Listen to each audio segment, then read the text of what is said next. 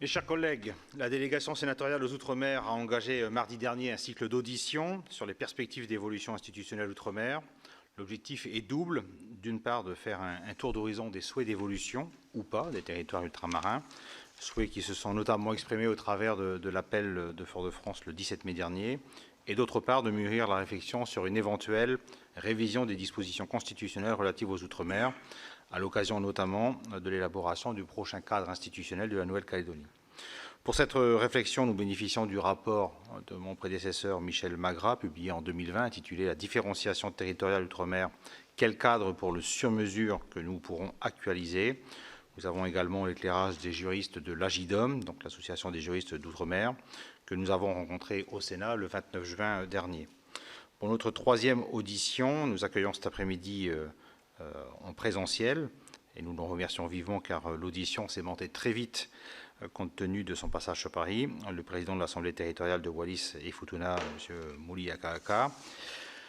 Monsieur le Président, on considère généralement que votre territoire a un statut le plus atypique de la République. Je ne sais pas s'il faut le dire comme ça, mais en tout cas, on peut le considérer. Et nous sommes heureux de vous donner la possibilité de vous exprimer sur ce sujet. Je vais vous céder la parole pour un propos liminaire.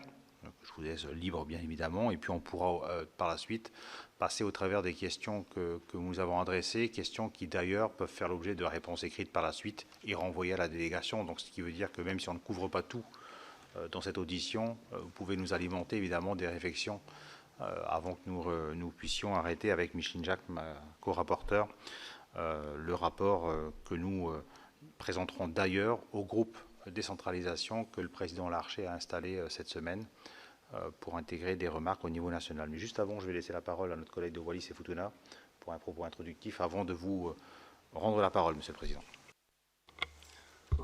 Merci, Monsieur le Président de la délégation des Outre-mer au Sénat. À mon tour, je souhaiterais vous remercier tout d'abord pour avoir bien voulu accorder un certain temps pour recevoir, accueillir et pouvoir échanger un peu avec Monsieur le Président de l'Assemblée territoriale de Wallis et Futuna, avec toute la délégation de l'Assemblée ici présente. Merci encore pour votre attention et votre bienveillance et je souhaite que cette séance sera constructive, très fructueuse en échange et je pense que également rien ne vaut le fait de nous retrouver physiquement, de faire un partage d'idées tout à fait conséquent et de vive voix. Merci beaucoup, Monsieur le Président. Merci, Monsieur le Sénateur, Monsieur le Président.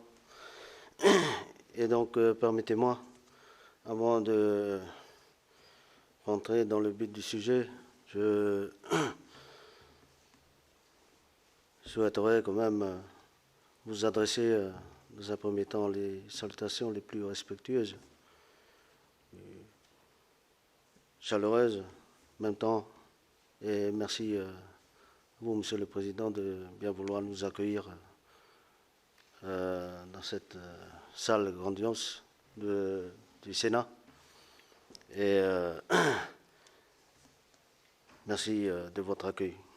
Également à vos collaboratrices, collaborateurs ici présentes. Nous adressons les salutations également cet après-midi. Ah.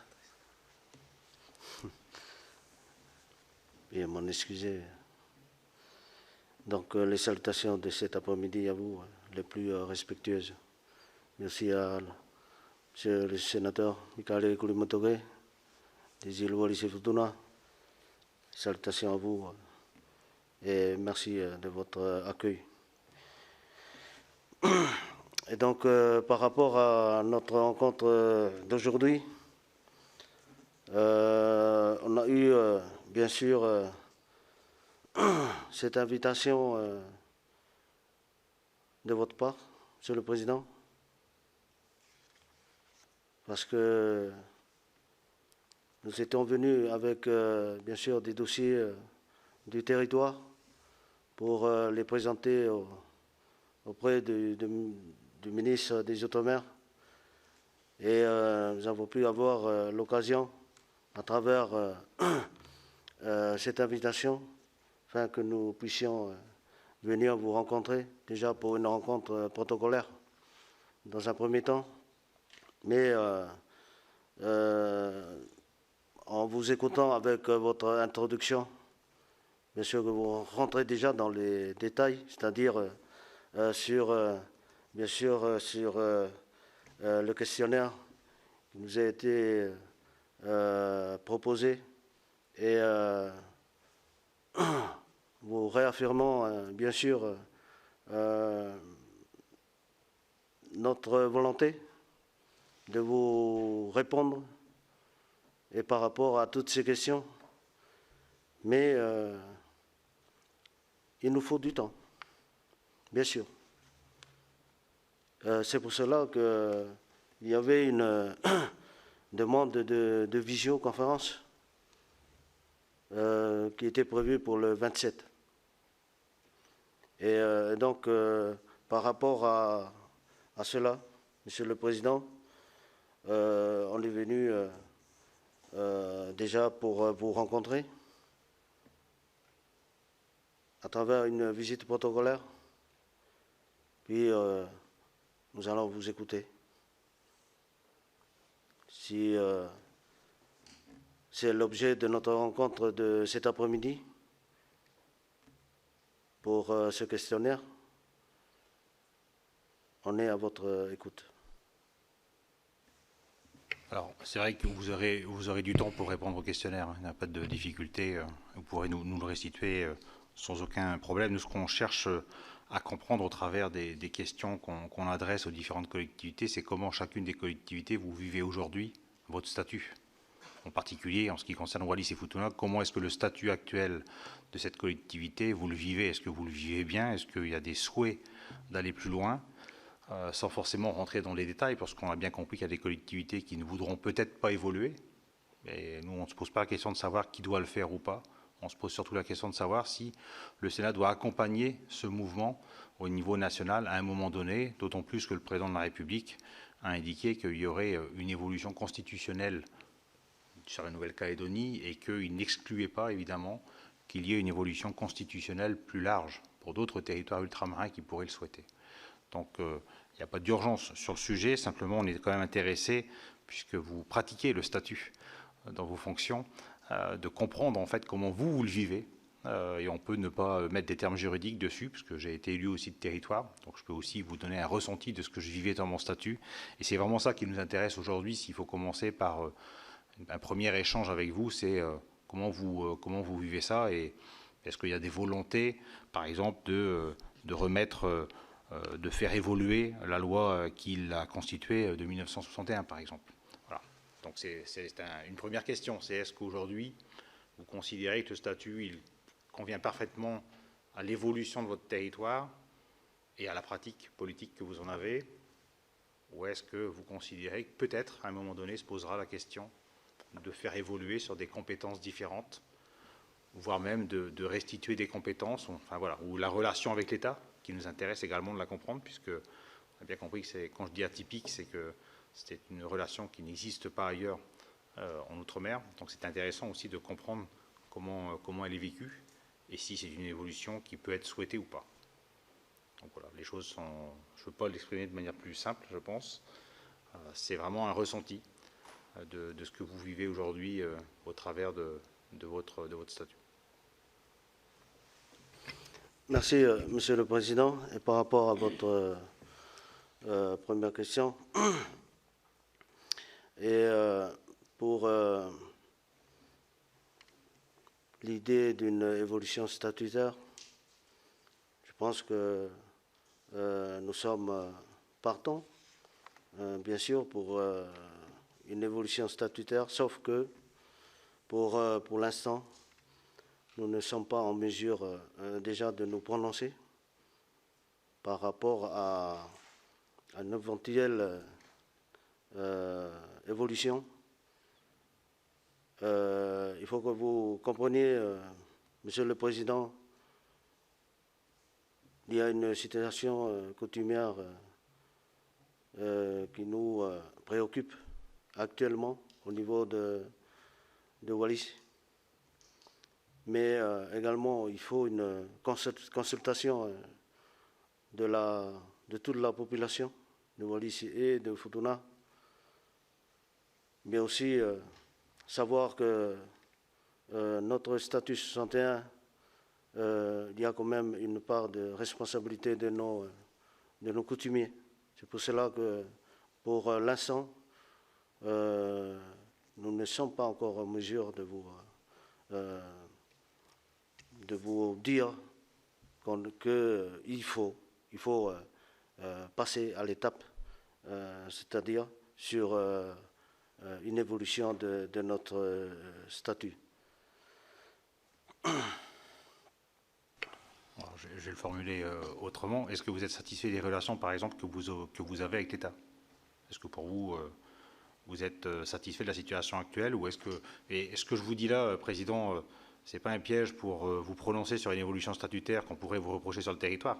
C'est simplement des discussions qu'on peut avoir entre le Sénat, qui s'intéresse évidemment aux collectivités, parce que nous sommes quand même vos représentants au niveau national. Donc le Sénat est la Chambre des représentants des collectivités.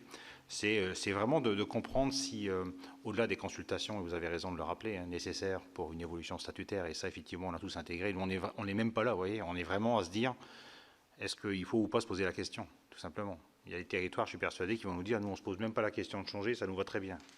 Très bien, s'il n'y a pas besoin de changer, il n'y a pas besoin de changer.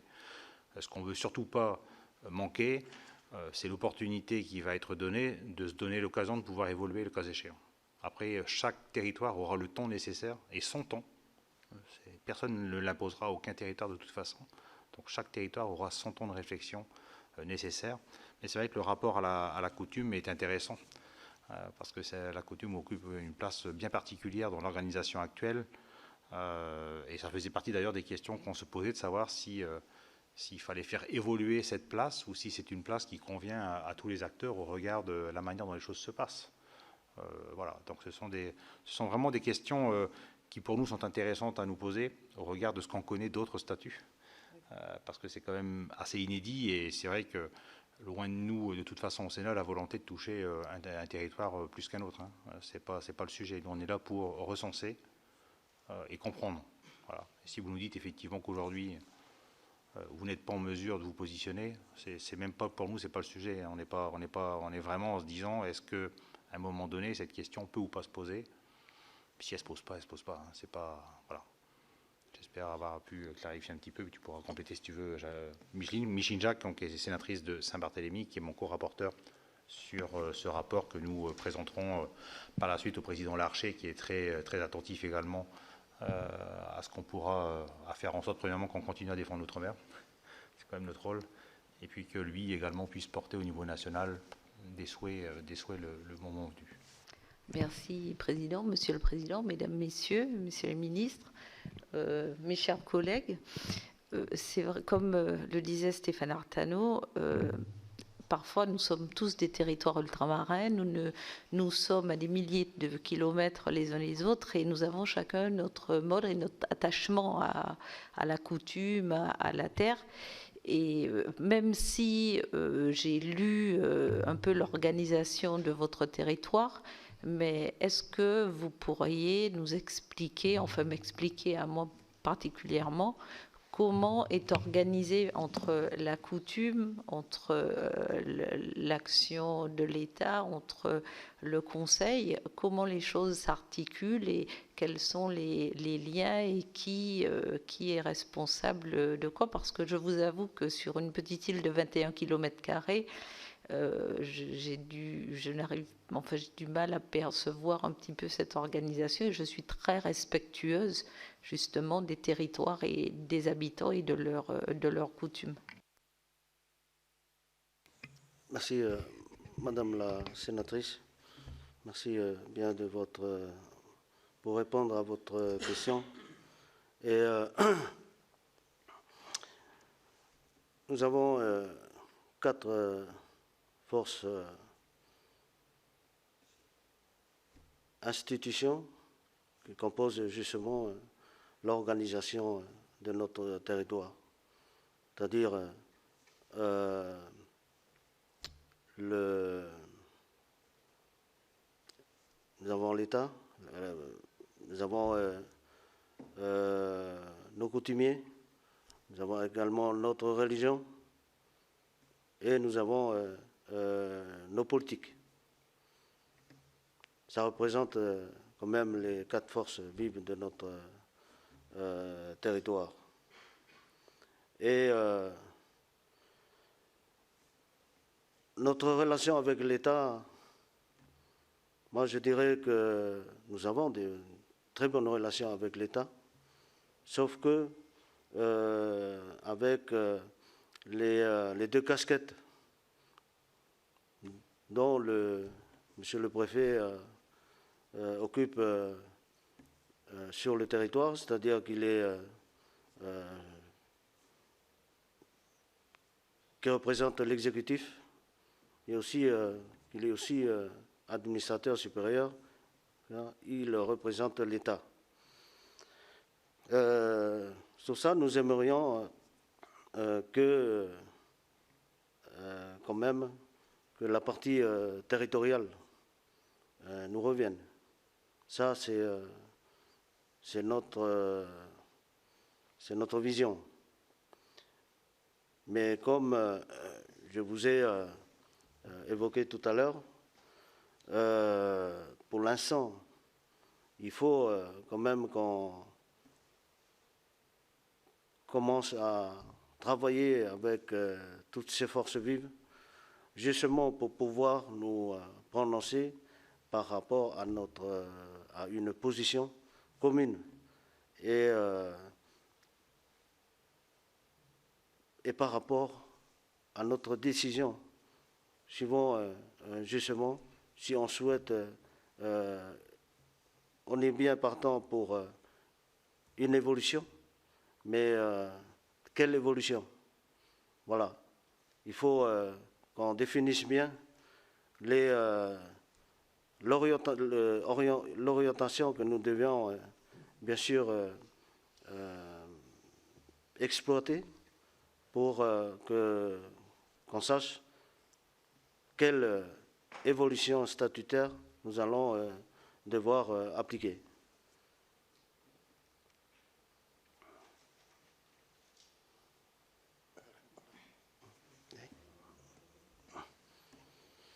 Monsieur le Président et mes chers collègues, si je puis me permettre un petit complément d'information et un aperçu également de notre ressenti local à Wallis-et-Futuna, je peux vous dire que je l'ai évoqué déjà la semaine dernière lors de notre réunion à l'audition du ministre des Outre-mer, Jean-François Carenco. En tout cas, moi, personnellement, j'ai un ressenti négatif et très frustré du fait que on est la seule collectivité actuelle française ou d'outre-mer à avoir l'exécutif entre les mains du représentant de l'État. Alors que depuis 2003, nous avons quand même la décentralisation avec les modifications qui ont été apportées à la Constitution de 1958. Et aujourd'hui, on doit décider de notre avenir institutionnel à Wallis-et-Futuna. Par contre, ce que le président a évoqué tout à l'heure, le fait que l'exemple est là, hein, il n'y a rien à inventer, le préfet a tous les pouvoirs à Wallis-et-Futuna. Maintenant, il y a une conjugaison, bien sûr, avec les chefferies coutumières, parce que c'est ce que stipule en tant que spécificité notre statut de 61. Mais aujourd'hui, j'ai l'impression qu'on fait du surplace un peu, on state un peu si on veut avancer, si on veut faire évoluer ce statut ou pas, alors qu'on se plaint tout le temps du fait que tous les pouvoirs sont entre les mains du préfet, qui est représentant de l'État et chef du territoire en même temps, comme c'est indiqué dans le statut de 61. Il y a bien sûr un consensus à trouver au niveau de l'Assemblée territoriale pour faire évoluer les choses, mais en tout cas, Si je peux me permettre de donner un avis tout à fait personnel, je suggère en tout cas vis-à-vis de notre collectivité de Wallis-et-Futuna, qu'on fasse évoluer les choses de manière positive pour les Wallisiens et les Futuniens. Parce que si on se plaint tout le temps de cette situation complexe, mais qu'on admet et qu'on accepte quand même de laisser les choses telles quelles, je ne comprends plus rien. J'ai l'impression qu'on fait du surplace et qu'on demande à faire évoluer, mais qu'on accepte quand même à laisser les choses telles quelles, choses qui sont complètement contradictoires.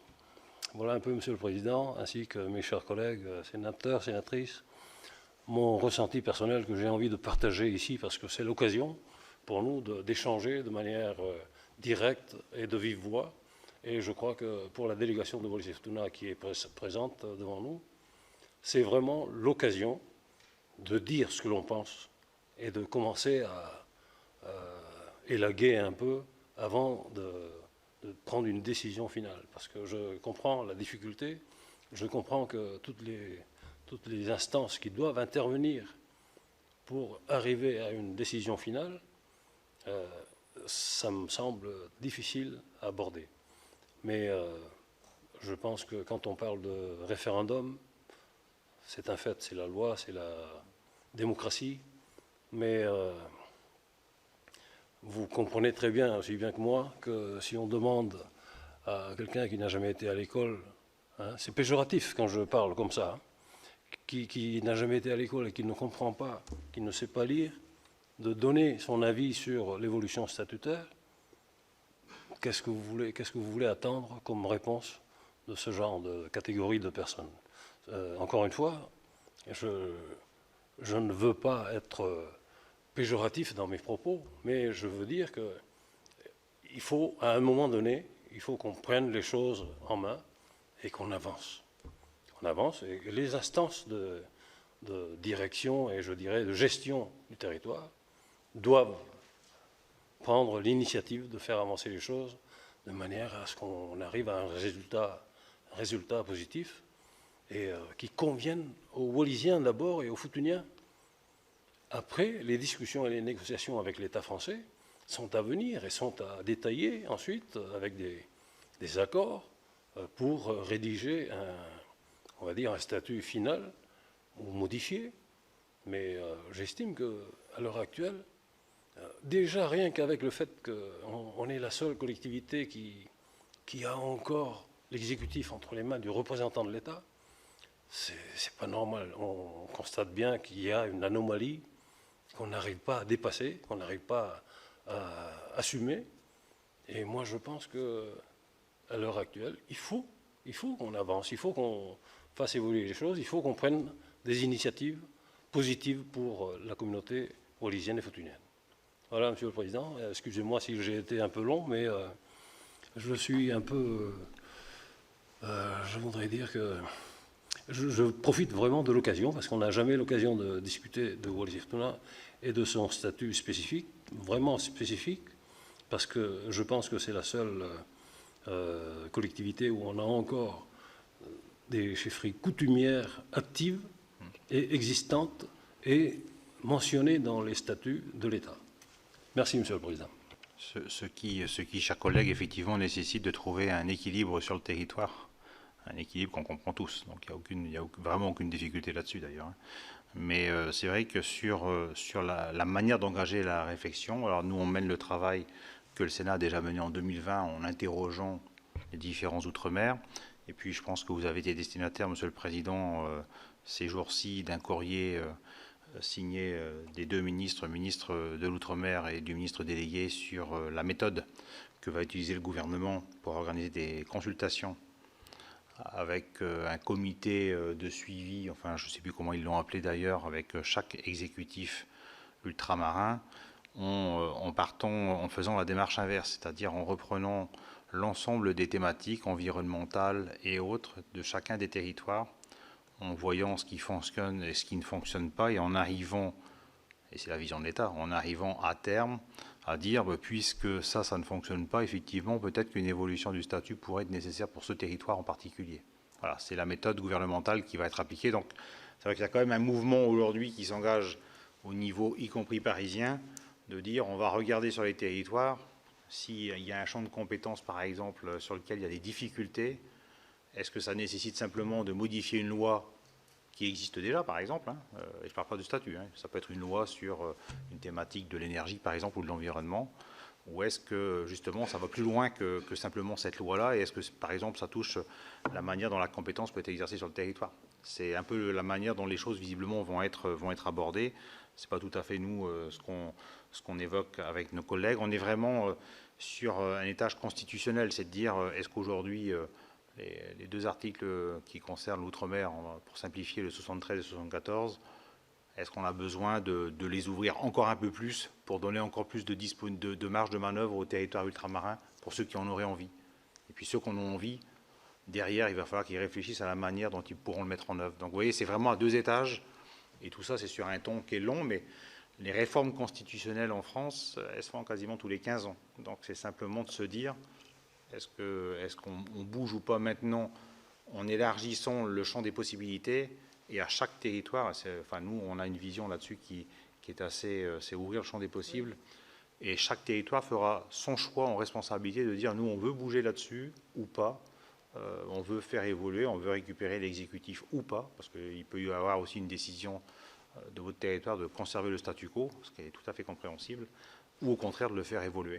Et c'est tout aussi légitime. Donc on est vraiment sur cette dimension-là, d'essayer de comprendre en fait si déjà dans votre vécu, mais vous l'avez dit, Monsieur le Président, il y a quand même des choses, puisque vous avez avancé sur le fait que déjà sur le principe de réfléchir, je pense que vous êtes déjà dans cette dynamique. Le fait d'avoir rencontré le ministre Carinco ici, je pense que ça contribue, et je pense que le collègue était également présent à l'Élysée le 7 septembre dernier autour du président de la République et de la Première ministre pour commencer à évoquer un peu cette réflexion également.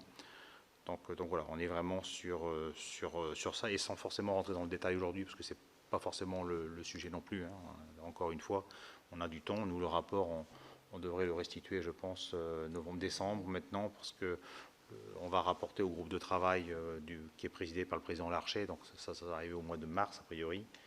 Donc on a encore un peu de temps pour collecter un peu les informations, et puis le gouvernement, de toute façon, lui, va lancer au travers du préfet du territoire les concertations avec votre collectivité, tel que je l'ai vu sur la feuille de route pour mon territoire. Donc je vous en parle puisque j'ai vu le courrier.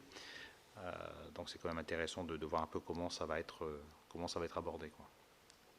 Monsieur le Président, excusez-moi, je parle un peu trop, mais je crois que c'est le bon moment pour pouvoir échanger. Je crois que Monsieur le Président de l'Assemblée territoriale, ainsi que mes chers collègues élus de Wallis-et-Futuna, je crois qu'il n'y a pas meilleur moment pour profiter de l'élan gouvernemental pour activer et accélérer la réflexion là-dessus. Parce que, comme disait le Président, si on attend tous les 15 ans, jamais, avec notre mandature ou la prochaine mandature, on ne pourra arriver à quoi que ce soit. Donc il est opportun de profiter de l'élan national à faire fusionner, parce qu'il s'agit de savoir si on veut, à la demande de toutes les collectivités d'outre-mer, si on veut faire fusionner les articles 73 et 74 de la Constitution pour nous laisser des ouvertures, ce qui nous permettra de réfléchir positivement pour tout ce qui nous reviendrait comme acquis ou comme prérogative à prendre à l'avenir, qui nous rapporterait un peu plus d'ouverture dans la gestion de notre territoire. Et je pense que c'est quelque chose de très positif pour nous. Et il est temps qu'on y réfléchisse rapidement, tant que l'élan national est là pour nous aider et pour nous accompagner. Merci, Monsieur le Président.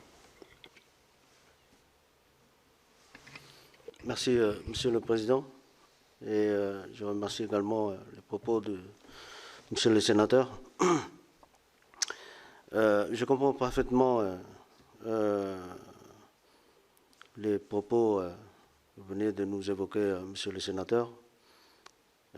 comme je vous ai évoqué tout à l'heure, pour l'instant, nous ne sommes pas encore en mesure de nous positionner et de nous prononcer pour une telle évolution statutaire de notre territoire.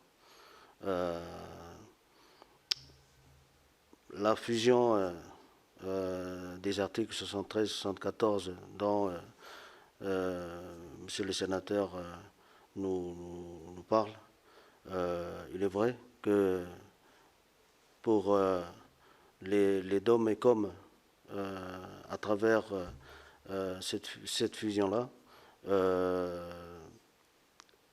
on va peut-être y arriver, mais laissez-nous le temps de porter et de traiter ce dossier pour une projection sur une évolution statutaire. Et pour l'instant, comme je vous ai évoqué, on souhaite tout d'abord que les 4 forces vives de notre territoire puissent bien sûr se concerter et travailler en amont justement pour bien sûr décider quelle sera la décision que nous allons prendre ensemble pour l'avenir de notre territoire. Voilà. Je vais revenir juste à l'étage le plus supérieur possible pour vous donner un exemple de ce que je pense. Si vous me posez la question en tant qu'ancien président de la collectivité de Saint-Pierre-et-Miquelon, que j'ai été pendant 11 ans, si aujourd'hui la fusion de l'article 73 et 74 me pose une difficulté, je vous répondrai que ça ne pose aucune difficulté si on ne m'enlève rien et si on me laisse tout le possible. Voilà. C'est-à-dire qu'en réalité, nous avons quand même des latitudes qui sont assez importantes. Et à partir du moment où cette rédaction constitutionnelle ne touchera en rien le statut de mon territoire, mais me permettrait de pouvoir évoluer si un jour j'en ai envie, je pense que ça ne me pose pas de difficulté. C'est pas chez nous forcément que le débat va être le plus vif, me semble-t-il, puisque le statut des collectivités est quand même un statut qui donne entre guillemets une certaine autonomie administrative sur un certain nombre de champs de compétences. Donc c'est vrai que moi, on fixe vraiment le débat à ce niveau-là aussi. C'est qu'au niveau constitutionnel, ça pose déjà une difficulté si jamais le gouvernement, par exemple, voulait à terme proposer une modification. Et le ministre Carinco a été très prudent en disant qu'on ne le fera que si c'est nécessaire. Et on ne le fera que si ça apporte aux territoires concernés de la valeur ajoutée en termes de développement économique et de cohésion sociale. Donc voilà, le gouvernement a mis quand même des garde-fous sur cette évolution. Et c'est bien dans ce sens-là. Et on ne demandera pas dans nos auditions aux collectivités de nous donner la feuille de route de leur évolution statutaire. On pose des questions sur un ressenti. Le projet, ce n'est pas nous qui allons l'écrire, puisque chaque territoire, de toute façon, sera à terme consulté s'il le souhaite. C'est chaque territoire qui décidera. Nous, on ne va pas mettre dans notre rapport les articles tels qu'ils devraient être rédigés. Ce n'est pas du tout l'objet du Sénat, on est bien d'accord. On est vraiment sur... Est-ce que cette fusion 73-74, elle ouvre au contraire des possibles plus qu'elle ne ferme des portes? Et c'est bien ça le sujet. Ce qu'on veut surtout, c'est permettre à tous les territoires qui le voudront, le moment venu, de pouvoir choisir une voie qu'ils n'ont peut-être pas la possibilité de choisir aujourd'hui. C'est vraiment cette approche-là qu'on essaye, qui nous guide. En tout cas, merci de la franchise de vos propos. Au moins, c'est clair. Il vous faut du temps, mais vous n'êtes pas les seuls, je vous rassure. Je pense que tous les territoires ont besoin de temps.